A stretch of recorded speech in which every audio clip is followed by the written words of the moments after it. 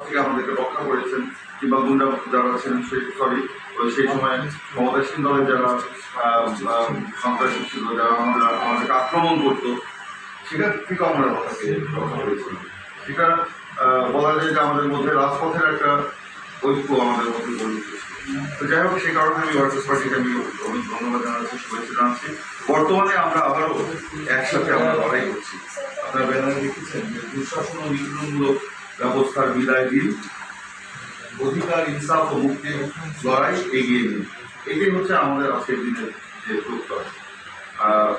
Workers party আজকের এই 20তম প্রতিষ্ঠা বার্ষিকীতে তারা যে প্রত্যয় ব্যক্ত করেছে, আমি ব্যক্তিগতভাবে আমি আশা করি আমাদের দলও সেটা সমর্থন করছে, এবং আমাদের এই লড়াইটা অব্যাহত থাকতে হবে। এমন এক সময় এই 20তম প্রতিষ্ঠা বার্ষিকী ওয়ার্কার্স পার্টি পালন করছে, যখন গণতন্ত্র, নির্বাচন,